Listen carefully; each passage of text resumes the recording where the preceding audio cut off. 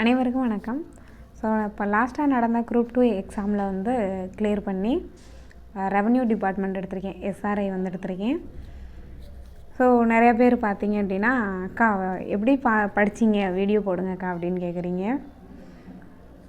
Okay, so நான் வந்து பார்த்தீங்க அப்படின்னா 2019 நான் ஸ்டார்ட் பண்ணிட்டேன் படிக்கிறத. பார்த்தீங்க அப்படின்னா 2019 ஸ்டார்ட் பண்ணேன். 2020 பார்த்தீங்க அப்படின்னா என்னோடய first result S A exam clear பண்ணியிருந்தேன். பட் பார்த்தீங்க அப்படின்னா ஃபிசிக்கல் போகலை, எஸ்ஏ எக்ஸாம் மட்டும் பாஸ் பண்ணியிருந்தேன்.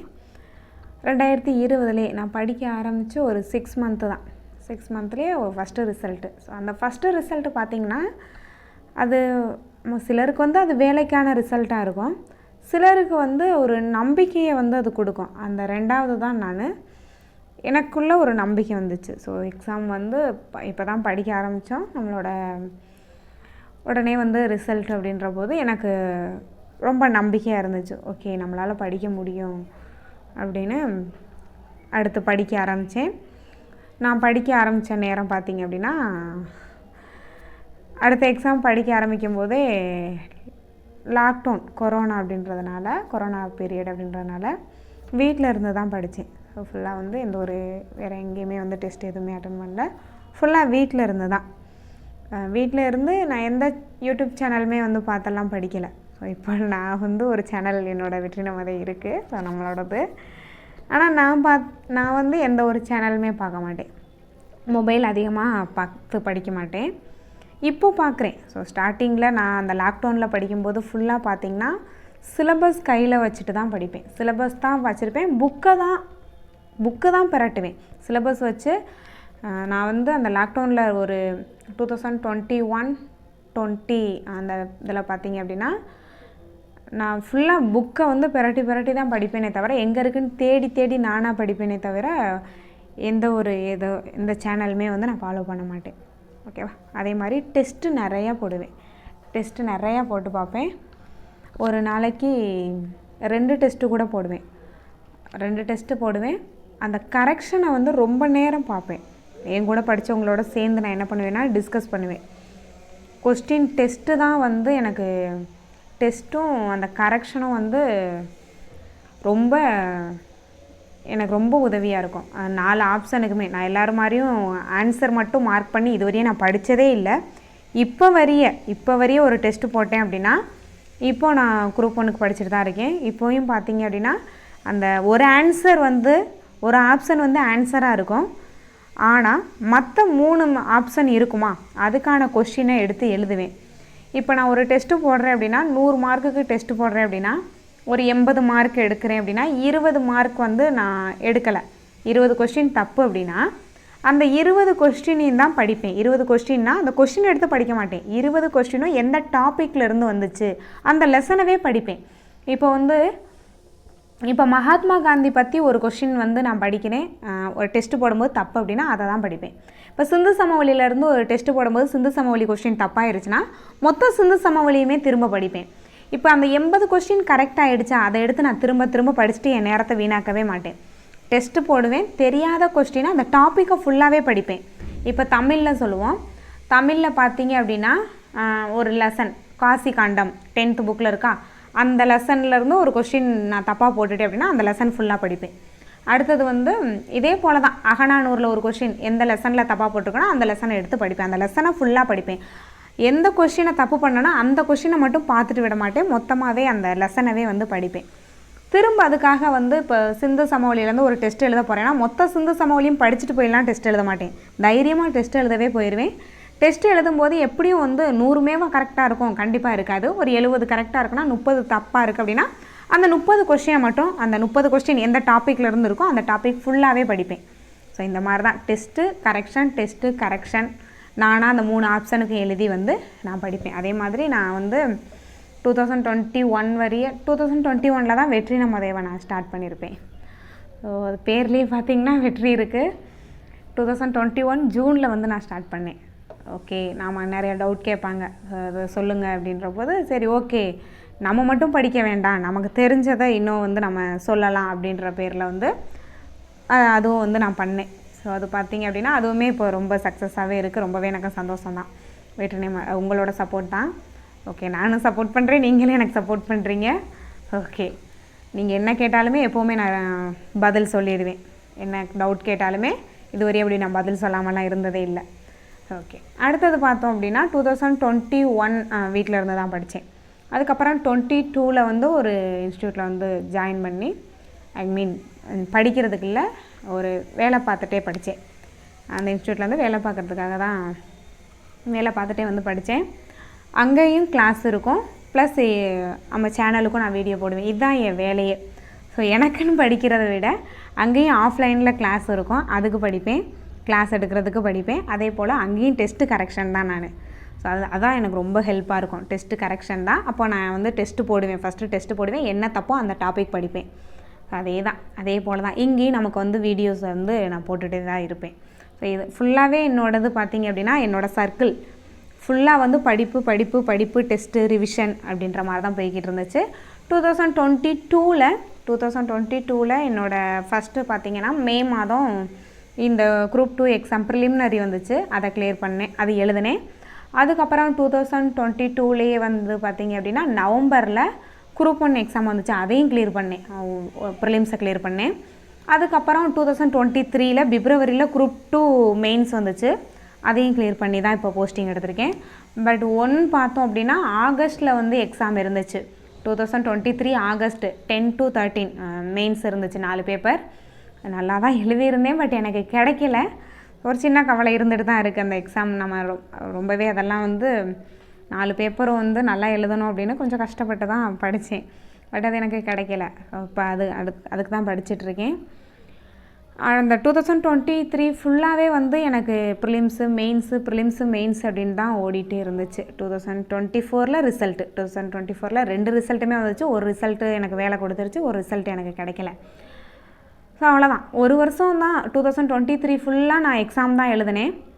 2022-21 படித்து வச்சுருந்தேன், ஸ்ட்ராங்காக படித்து வச்சுருந்தேன். சைட்லேயே வெற்றி நம்மதே இருந்தது, ப்ளஸ் ஒரு இன்ஸ்டியூஷனில் வேறு ஒர்க் பண்ணிகிட்டு இருந்தேன். ஸோ அது எல்லாத்தையுமே மேனேஜ் பண்ணி ப்ளஸ் நானும் படித்து எல்லாத்துக்குமே வந்து பார்த்தோம் அப்படின்னா அந்த ஹார்ட் ஒர்க்குன்னு ஒன்று சொல்லுவாங்கள்ல, அதே தான், முயற்சி தான். சில டைம்ஸ் வந்து என்னடா அப்படின்ற மாதிரி ஆகும், பட் கட்டாயம் இருக்கும். என்ன கட்டாயம் அப்படின்னா அங்கே கண்டிப்பாக வேலையில் ஒரு இன்ஸ்டியூட்டில் வேலை பார்க்குறோம் அப்படின்னா கண்டிப்பாக அதுவும் பண்ணி தான் ஆகணும். ரொட்டீனாக நமக்கு ஒர்க் வந்துகிட்டே தான் இருக்கும். ஒர்க்கும் வந்து வேறு அவுட் ஆஃப் வெளியில் இல்லை, ஃபுல்லாக வந்து ஸ்டடீஸ் தான், கிளாஸ் தான். ஸோ அதனால் வந்து ரொம்பவே இதெல்லாம் தான் எனக்கு ஹெல்ப்பாக இருந்தது.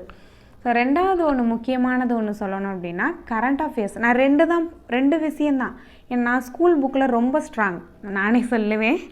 ஸ்கூல் புக்கில் அதுவும் தமிழ் புக்கெல்லாம் எந்த பக்கத்தில் என்ன கொஸ்டின் இருக்குன்னு கூட சொல்லுவேன். அந்தளவுக்கு தமிழ் நல்லா கொஞ்சம் ஓகே.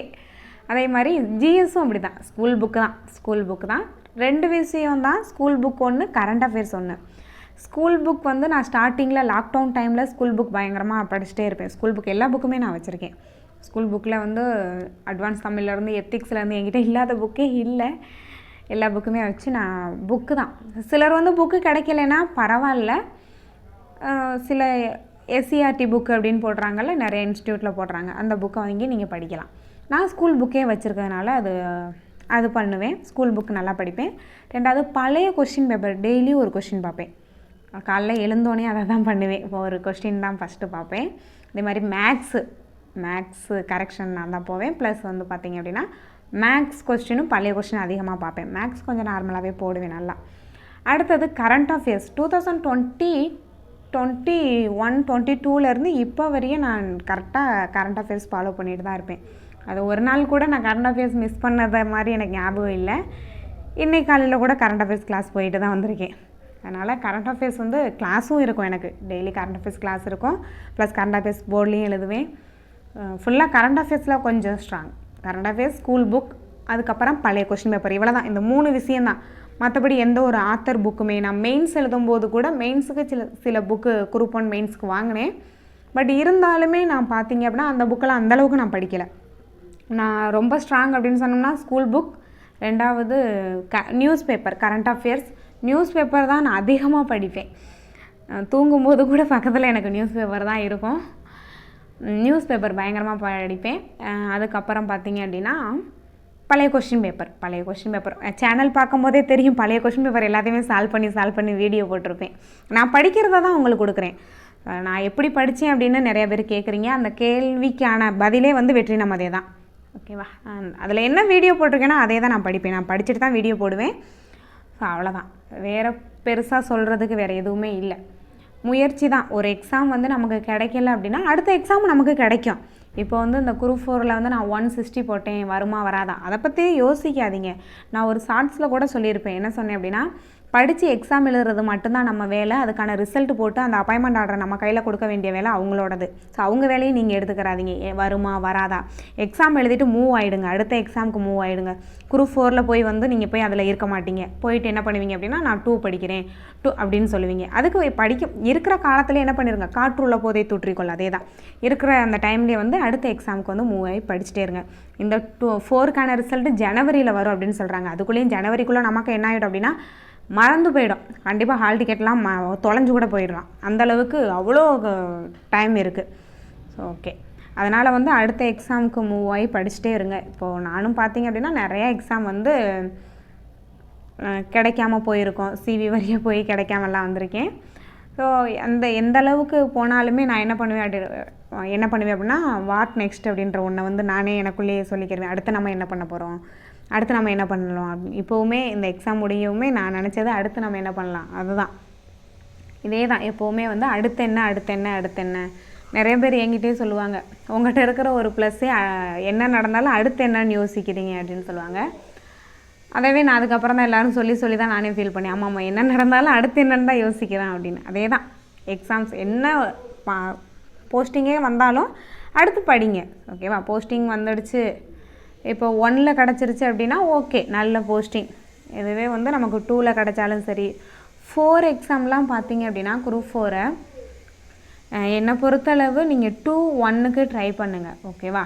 மெயின்ஸ் அந்தளவுக்கு கஷ்டம் இல்லை, ஈஸியாக தான் இருக்குது. நானுமே மெயின்ஸ் பார்த்து பயந்த ஒரு ஆள் தான். நான் மெயின்ஸ் பார்த்து எழுத மாட்டேன் அப்படின்லாம் பயந்தேன். நான் மெயின்ஸே எழுத மாட்டேன் அப்படின்லாம் சொன்னேன். இன்றைக்கி அதை தான் கிளியர் பண்ணி போஸ்டிங் வாங்கி இந்த ஒரு ஹாப்பியான ஒரு இதில் வந்து இருக்கேன். அதனால் அது ஈஸி தான். ஓகேவா? எப்போவுமே வந்து இந்த வெற்றி நமதே வழியாக வந்து நான் உங்களுக்கு ஹெல்ப் பண்ணிகிட்டே தான் இருப்பேன், உங்களுக்கு கைடன்ஸாக தான் இருப்பேன். ஓகேவா? என்ன டவுட்னாலும் நீங்கள் கேட்கலாம். நான் ரொம்ப ஸ்ட்ராங் அப்படின்னு சொன்னோம் அப்படின்னா ஸ்கூல் புக்கு தான். ஓகே, அதை வந்து நான் உங்களுக்கு வந்து எனக்கு தெரிஞ்சதை நான் உங்களுக்கு சொல்லணும்னு ஆசைப்பட்றேன், அவ்வளோதான். மற்றபடி நானும் ரொம்ப அதிகமாகலாம் படிக்கலை. ஸ்கூல் புக்கில் கொஞ்சம் ஸ்ட்ராங். நிறைய ஆத்தர் புக்கெல்லாம் படிச்சிருப்பாங்க, அதெல்லாம் எனக்கு அந்தளவுக்கு தெரியாது. எனக்கு தெரிஞ்சதெல்லாம் ஸ்கூல் புக் போதும். ஸ்கூல் புக் ப்ளஸ் கரண்ட் அஃபேர்ஸும் பார்த்தீங்க அப்படின்னா ஓரளவு ஓகே தான் நான். ஓகேவா?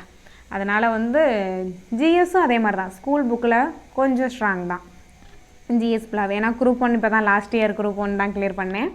ஜிஎஸ் இல்லாமல் அதை பண்ண முடியாது, உங்களுக்கே தெரியும். அதனால் வந்து பார்த்தீங்க அப்படின்னா அடுத்தடுத்து மூவ் ஆகிட்டே இருங்க. என்ன டவுட்னாலும் என்கிட்ட கேளுங்க. ஓகேவா? இப்போது நம்மளோட வெற்றி நமதையில் பார்த்தீங்க அப்படின்னா தமிழுக்கான ஒரு டெஸ்ட் பேட்ச் வந்து நான் ஆரம்பிச்சிருக்கேன். விருப்பம் உள்ளவங்க ஜாயின் பண்ணிக்கோங்க.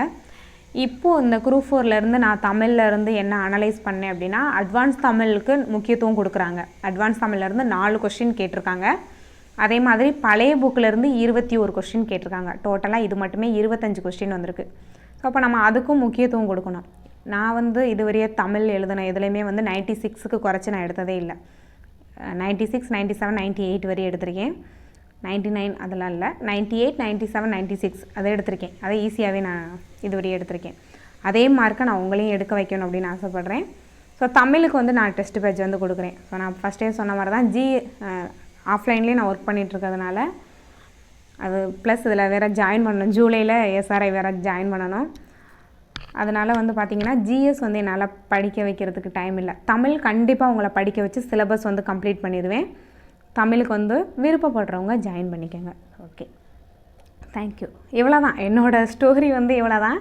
அக்கா நீங்கள் எப்படி பாஸ் பண்ணீங்கன்னு கேட்டதுனால தான் நான் போட்டேன் இந்த வீடியோ. இல்லை அப்படின்னா இந்த வீடியோ போடுற ஐடியா எனக்கு இல்லை. அதை நிறைய பேர் கேட்டீங்க. Okay, thank you.